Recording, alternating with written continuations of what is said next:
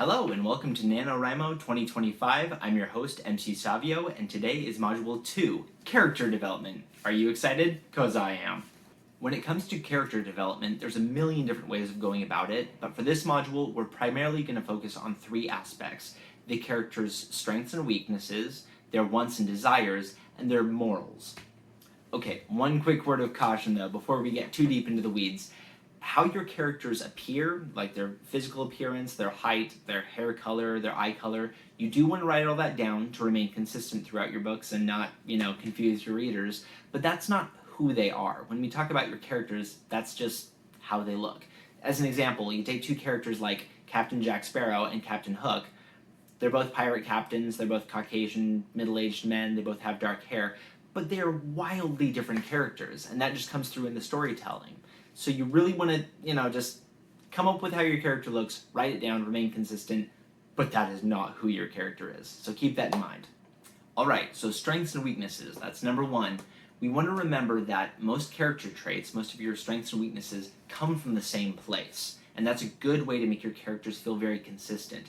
For example, if somebody's really, really assertive, they're probably, the one to take charge, they're, get stuff done, they may be a great fighter or something like that, but they probably don't play well with others. They probably don't negotiate very well because they're always just trying to win. Every conversation's a fight for them. So try to find those angles, try to find those character traits that satisfy both the strengths and the weaknesses, because that makes people feel very, very real.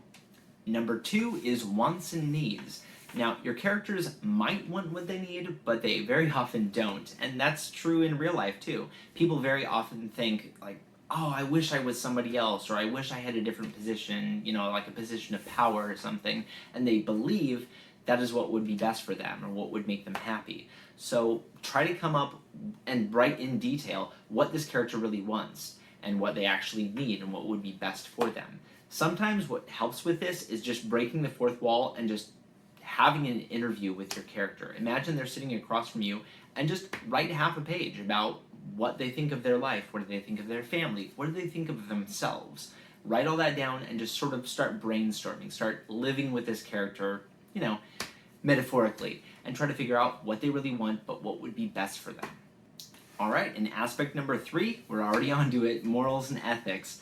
Morals and ethics inform so much about who a character is deep down, what they believe in, what they strive for. But what's really fun is to come up with morals and ethics that you find reprehensible, but then explain why the person believes them. A really good example of this is somebody like Thanos, from the Marvel Universe.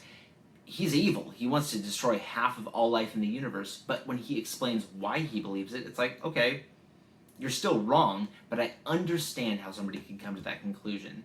That makes him a very believable character. He's not just like, I'm here to kill people because I hate people.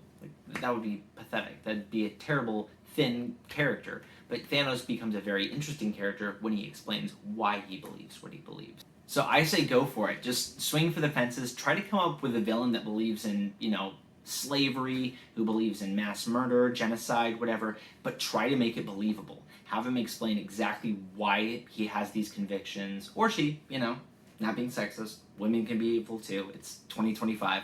But try to explain how somebody could truly believe these things and then back that up. Try to build up a good villain. I know I'm focusing on villains here, but heroes can have that too. They can have beliefs that are completely flawed. So yeah, work on that for both your heroes and your villains. Just try to focus up on morals and ethics as something more than what you already believe. Okay, I know that was all three, and I said I was just going to give you three things, but I thought of one more. That's just kind of fun. Think about quirks, okay? Just think about odd little quirks that you can add to your characters that help them feel more believable. And sometimes these will actually help reinforce other traits. Sorry, a weird example, but I'm going to throw it out there. I was playing D&D a few years ago, and I had a character named Dunno. He was this prepubescent elf kid who went out adventuring way too young, and as a result he was very insecure.